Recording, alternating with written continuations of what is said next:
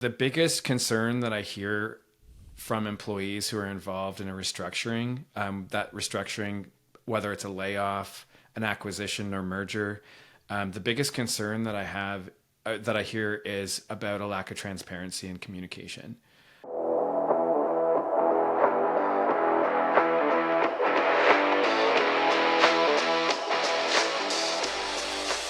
Welcome to The Next Moves. My name's Joe Diubaldo, and for the past 25 years, I've been helping people build careers and build amazing companies. And the truth I've learned is that we all get stuck at different times. And I want to help you get unstuck, plan your next move, and the move after that. And I think the best way to do that is to look at the choices that some of our guests had in front of them and the moves that they made. Let's take a listen. Hey everyone, welcome to The Next Moves. I'm Joe Diubaldo, and this is my friend, Rich Appiah, a well-known employment lawyer, and someone who's given me counsel a few times on some of the moves that I had to make. Welcome, Rich. Thanks for having me, Joe. For me, dealing with people that are going through some of the most vulnerable moments in their lives as they're selecting a job, and companies that are trying to do two things and balance what their interests are while attracting and retaining the right employees, they find themselves at a crossroad making tough decisions all the time. And aside from knowing you for years, I've watched you speak on some interesting issues on CBC. And I thought it'd be good for the audience to know your background, where you've come from, before we get into our broader discussion about work, the meaning of work, employment law, all of it. So why don't you tell us the origin story of Rich? Are you asking for my origin story? I do want to hear it. Let's hear it. I feel like such a superhero. Well, thanks for having me, Joe. I grew up in Hamilton, Steel City, and it was at a time when it was a very white dominant town. There were not a lot of people who looked like me or who were non-white in the city. I say that because it has that experience did kind of influence my ability to relate with people from other backgrounds, including the majority background and a dominant background, but a background that was different from my own. So I grew up in Hamilton. I went to high school in Hamilton. And as part of my origin story, I always like highlighting the fact that while I was in high school, I was mentored by some incredible teachers who really believed in me and pulled me out of my shell, threw me into situations of discomfort in leadership roles, and taught me to take a risk on myself, to always bet on myself. That was an important lesson for me to learn because at a young age, I was able to accomplish enough that I got a very prestigious scholarship to the University of Guelph, which is where my next move was. So I went to University of Guelph on a President's Scholarship, which at the time was the highest scholarship that the university gave to students for leadership and academic excellence. I was there for 5 years. I did my 4-year degree in 5 years, so I had a little bit too much fun, but did finish with my degree in political science, as well as some awards in student leadership and for student leadership and involvement. I always wanted to go to law school. So I often get the question, when did you decide to be a lawyer? Thankfully for me, I was blessed that it had always been a dream of mine to be a lawyer for as long as I could remember. So there was no real confusion on my part as to where I would land next. I went to law school. I went to Osgoode Hall Law School in Toronto right after I finished graduating, right after I graduated from U of G, and then became a lawyer, and then worked at a couple firms, one firm for a very long time, and then in 2017 started my own practice, and now I'm a superhero. So the story goes. The way you describe Hamilton is 100% accurate too. I would guess, since we're in and around the same age, that was the demographic in Hamilton. Yeah. So for you articulating what the ethnic mix was and how it looked, I agree 100%. Did you grow up in Hamilton, or? I grew up in Hamilton, Stony Creek. I didn't know that. Oh my gosh. So what school did you go to in Hamilton? I went to Cathedral. Yeah, you went to Cathedral. Yeah. Do you remember in 1990 when Law and Order came out? Yeah, I never watched that show. What? I never did. No, no, no, never. So we're going to end this interview now. Yeah. I'd like to. You said something earlier to me, which I found really interesting when I said, what do people get wrong when they have to restructure their companies? When they have to make these changes? And I thought your answer was amazing. So can you break it down? Like, what do people get wrong? Well, I assume you're talking from the business side of things. So the biggest concern that I hear from employees who are involved in a restructuring, that restructuring, whether it's a layoff, an acquisition or merger, the biggest concern that I have, that I hear, is about a lack of transparency and communication, including from people who aren't ultimately affected, whose jobs aren't ultimately affected by the restructuring.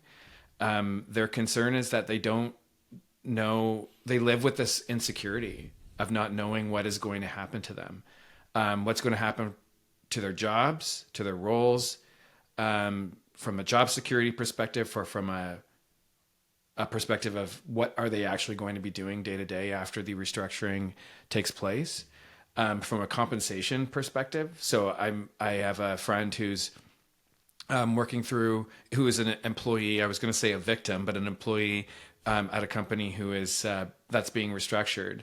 And the company is changing the benefits plan of some of the employees who are moving on to one of the other divisions. And so he's concerned that there's going to be a change to his benefit plan. And what will that look like? What loss will he incur as a result?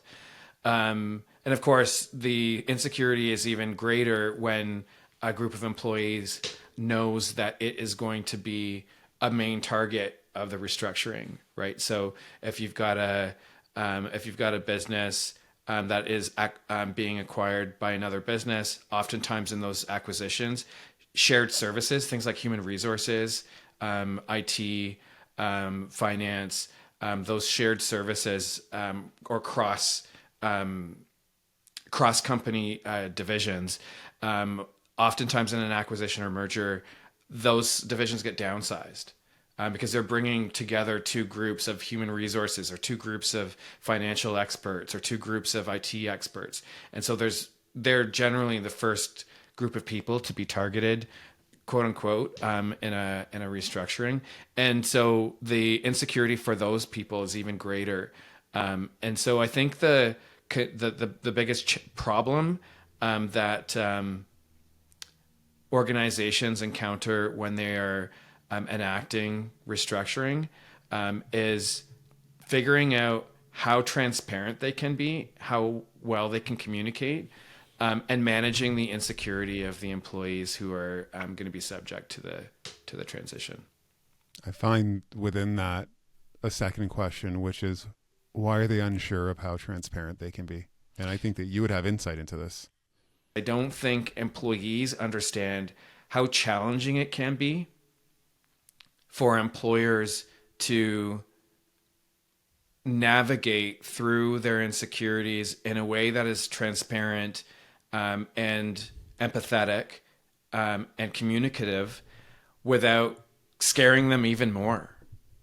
Right? If I know that I'm gonna, my business needs to let go of 50 people in 3 weeks, and we go through that, and I also know that there's a good chance 6 months from now I'm going to need to do this again, do another downsize. How transparent do you want me to be about that? Right? Like as an employee, if I'm speaking to an employee, how transparent can I be? Do I want you to live with the next 6 months of insecurity and concern, or do I keep that to myself? Do I worry about, will my rock star employees, knowing that I'm going to be letting go of more people, will they just leave? And really leave my business a skeleton? Should I give more information or not? It's such a tricky thing to navigate. And I see it from both perspectives, and it's really hard from both perspectives. I think the other insight I would bring is, I think that employees, I don't think that they understand how challenging it is to manage a business of any size when they're not the kind of the ultimate decision makers. I say this, you're smiling. I say this as a small business owner. I know you've got a bigger team than I do, but you Small. know what It's that small. it's across the board. It doesn't matter how big you are. It's a challenging thing to do. I also don't think it's for business owners or business managers to expect employees to know how hard it is, right? Like I don't know if it's necessarily a given that a business owner should expect that employees think, "Wow, this is such a hard thing to do." That's not how you motivate and challenge employees to do their best, by telling them, I've got a harder job than you. Um, so it's a challenge across the board. The work that we do is what gets us paid, which allows us to fund our life and do the things that we need to. We have obligations sitting on the other side that we are worried about. And there's a sense of powerlessness with this is just happening to an individual. And the broader context is you aren't just stopping what someone does when they go to work each day. You're actually stopping the interaction that they have with their colleagues, which is the in-group, out-group concern, which is you're no longer in the in-group, right? You're actually somewhere else. And for me, observing that disconnection is fairly brutal for people. I think that I want to ask you a question on what is the first thing you need to do with an individual when they call you? Like what state of mind are they in? And that's separate and distinct. We're going to address the company side in a moment. Yeah. But when someone is restructured, what do you find the common thread is or the common conversation that you need to have with people? I think it is, as my employer being fair to me. That's ultimately the question that everyone comes to me and asks me on the employee side is my employer being fair? The understanding of what is fair differs from people to people, person to person. I was dealing with a situation a couple weeks ago on the employer side of things where an employee who had been working for 3 years and suggested that she's been constructively dismissed wrote to the business owner and said, he offered her, 6 months, severance package of 6 months. And she wrote back and said, I'm entitled to 2 years because it's going to take me a long time to find a job. And so come back to me with something better. It's like, what world are you living in? You think as a 32-year-old that you should get a severance package of 2 years when you've only been with the company for 3 years. So some people's understandings of what is fair differs. My job obviously is to provide objective advice as to what is appropriate given the legal framework that we operate in. But ultimately, the question that I'm asked is my employer doing right by me? Are there categories of individuals when they come to you in terms of their state of mind? Yeah, there are. So I can break down the state of mind of my clients into two categories on the employee side.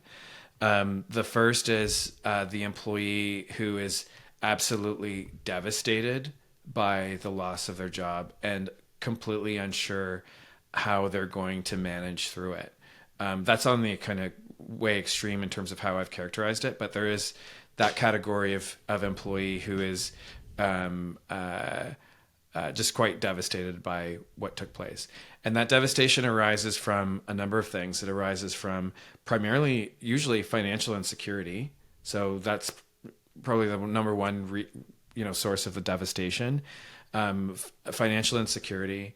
I often deal with, especially given my length of practice, I'm a intermediate senior employment lawyer now. I deal with employees who've invested quite a bit of time into one business, like long service employees, 20, 30-year employees are still out there working and being let go. And so that's where the sense of identity really comes into play. Oftentimes I'll hear from, employees of any length of service, but particularly the long service ones. They'll tell me how great their performance was, how they participated in company functions and committees, how they had great connections with colleagues, and how they had great connections with clients. and they just cannot understand why they've been let go. Um, that's where the identity, as I said, really comes into play. And so it's kind of my job to tell them that, unfortunately, an employer, you don't you don't have to make mistakes for an employer to decide to let you go. That's just a part of the working life. Financial insecurity, long service employees, connections to work through identity. The devastation also comes from employees who have endured prolonged or acute periods of abuse at work. And it finally comes to an end. And with that, very frequently, I'm managing the emotional impact of that, including from employees who loved their job but for the abuse that they were subjected to. Right. So I've dealt with a few years back. I was working with an employee who lost her job after experiencing a long period of sexual harassment at work. And one of the challenges she had was she really loved her job. Like, she loved what she was doing, but found it obviously difficult to manage through the abuse that she was experiencing. So there's that category of employees who just feel quite devastated about their job loss. And then there's a category of employees who I wouldn't say are nonchalant about it, but who emotionally are better equipped to manage through it. Those are employees who have the financial insecurity of being unemployed, who can manage their financial affairs without a connection to the job. Employees who knew it was coming. I meet with employees on a fairly frequent basis who were able to predict that they were going to lose their job, just how they were being treated by their managers, or how their departments were being ignored, or just general restructuring. Nothing nefarious. They knew it was coming, and sometimes they've already been looking. So they're just wanting to know, is the severance package fair? And then there are employees who wanted to be let go. There are a lot of employees out there who are like working in their jobs. They're not really liking it. They're not liking the work they're doing, the people they're working with, the mission of the organization, and are just waiting to be packaged out. And then they do, and they're like, hooray, I got out with a package. So it's interesting because you actually have three clusters of people. Yeah. And when you're looking at the individual who is devastated, and that can be because of the obligation, also the identity and attachment, you have to play one role with them, and you have to have a certain approach. The second group, which is they love their job, but they didn't like what they were dealing with on a daily basis. Yeah. Then you have the other person who is, this is fantastic. Yeah. Right? The idea of knowing that it's coming must give you a very different approach when you're dealing with them, right? Like, they knew it was coming, and then it's more of a conversation of what? Where they're happy about it, and they're like, let's just get the best deal possible. Yeah. On a certain level, people in the circumstance must want to be punitive with their employer. And how do you help them make that switch? Because I assume there are moments where you understand they want to be punitive. Mm-hmm. I just don't know if that's a valuable activity. They don't want to be punitive in the sense of being mean, or go for the gulls, or whatever the phrase is, or go for the jugular. They feel really hurt, betrayed, hurt, devastated. There are always two sides to a story, and on the employer and the employee side, there are often instances where a court sees it differently than my clients do.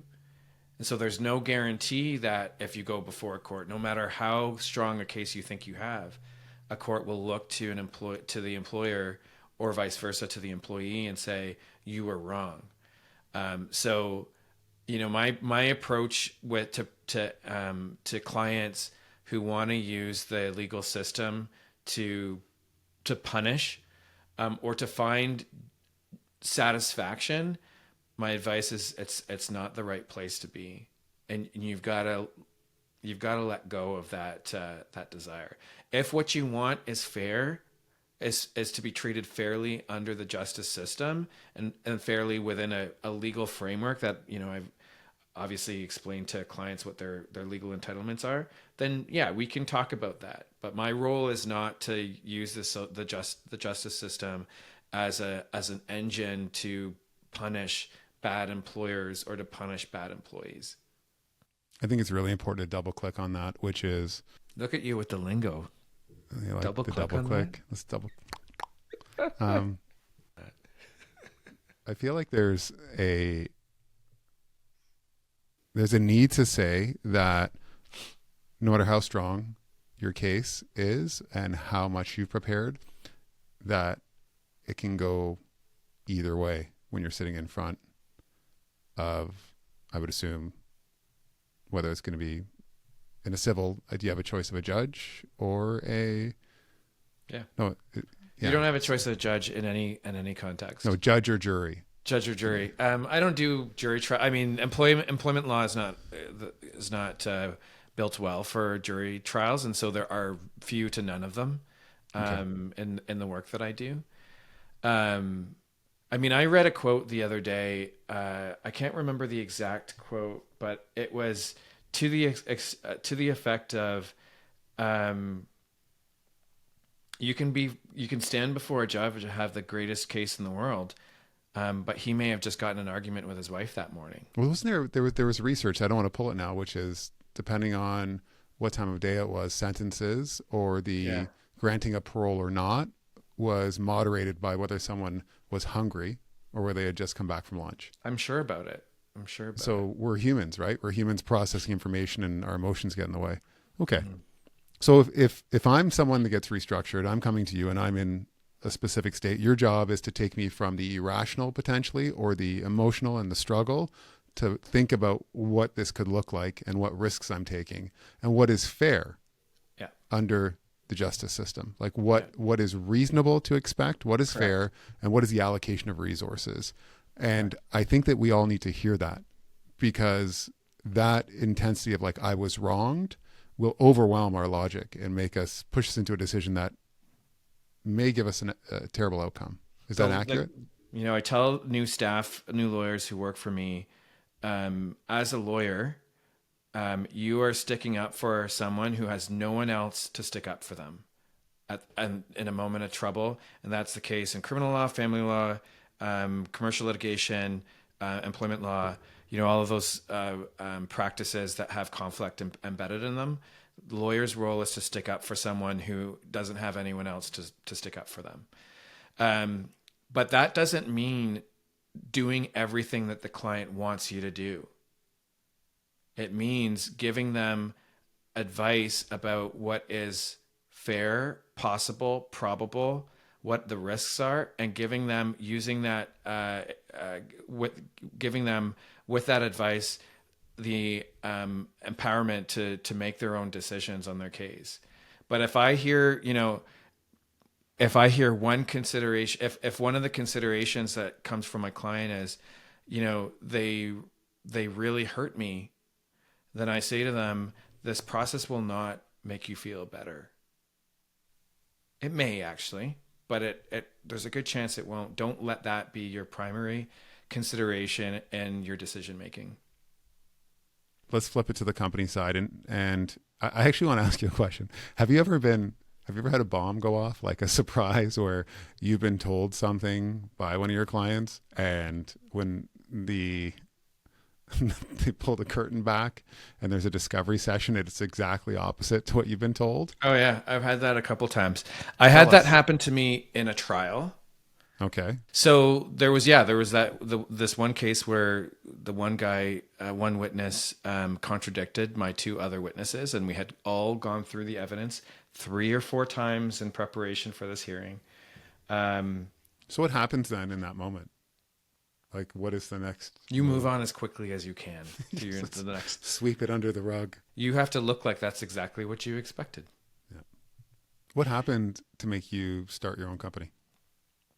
I thought I knew at the time. I was quite confident. I knew how I had the skills to lead a team of people, to build a business, to set a mission or set a vision for an organization, which I wasn't doing, which I wasn't feeling like I was getting an opportunity to do at work. And there was no opportunity for advancement. So I was one of four partners.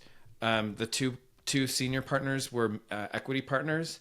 I was an income partner, and while at some point I assume there was an idea that I would become an equity partner, during the course of my discussions with the equity partners, that was not on the horizon anytime soon. And so I was just like, I gotta to do this myself. Like I have to know what it's like to start a business and run one. There were scary moments where I was like, how do I figure this problem out? Like, what advice do I give? But I underestimated myself. And so, if I was asked that question, what's one piece of advice I'd give to someone starting their career? I would say, don't underestimate yourself. Actually, always bet on yourself. If you're a hard worker and you know you're a hard worker, and hard workers know that they are, if you're a smart person, meaning that you know stuff, but you also listen really well, don't underestimate yourself. Always bet on yourself. Well, Rich, I think there's something that I want to press on with this, which is you were 10 years. How far into your law career were you at that point? So 10 and a half years at that same firm. I was still 11 years, like a few months short of my 11 years of practice. So you had spent 10 years building this skill set and these competencies and doing it at different levels with different people. And it's interesting because I actually, having started a company, I knew there were things that I didn't know, but I understood that the core competency that was required, because I had spent, by that point, better part of 15 years doing it. Yeah. I knew what I was good at, and I knew that would be what would sustain me as I figured the other pieces out, but I also resourced quickly. Yeah. I'm just curious, like, do you get hit with things that are not related to the legal profession, but related to running a business that you find difficult to tackle? The law isn't the hardest part of my business. It's What the is? managing, the people management is the hardest. It's the hardest thing I've ever done, to be honest. I thought, and that's what I said. I thought when I said a moment ago, I thought I had the skills to run a business. I was not outwardly or vocally, but I was often internally critical of how my old firm was managed and some of the decisions that were made, and I really want to write a note back to them and say, well, I guess I never told them this, but I would want to write a note to them and say, I'm sorry that I was so harsh. Managing people is like the hardest, and I always thought had great leadership skills, and I believe that I do. But managing people is still the hardest thing that I do. We're all just trying to figure out what we're doing half the time. Like, and when you're dealing with employment law and you're running a company, and I would guess it's very different based on the size of companies that you deal with. But what do companies get wrong most often that you have to step in? Not paying attention to what are perceived as small grievances. I had an associate who left a couple years ago. She worked for my firm for a couple years and then moved on to another firm. She and I are still in touch. This is so interesting. Such a great learning experience for me. She had been asking for something around benefits, asking me to include it in our benefits plan. And I just kept kicking that can down the road. I wasn't attentive to it. And in her exit interview with me, she talked about that as being a huge source of frustration for her. I don't know what the exact reasons were for it, in terms of her personal connection to particular grievance. But I also wouldn't characterize it as trivial. It was really, really important for her, and I didn't pay attention to it. Um, and so the mistake that I made there was, again, not paying attention to something I that for someone else was really important, but I perceived to be small. So that's actually from what we choose to do each day. But what are the things that we get wrong when we're executing on even the contracts, the agreements, the setup of the company, like you must be running into consistent problems that Yeah. are you Okay. like, So if we could just get this right, people do 1, 2, 3, and you're going to eliminate 80% of your pain. So in the work that I do, not having employment contracts is the number one problem that employers are making. Okay. Employment contracts set out obviously terms of compensation. I say obviously, but actually they don't obviously do. I mean, I deal with employers who new businesses who have like commission plans or bonus plans that are not clearly articulated and that don't provide the parameters in which employees will succeed and get the compensation they're expecting. Sometimes they don't have the proper terms in them, but they should have terms around compensation, policies around remote work, just the general expectations of what they can expect at work.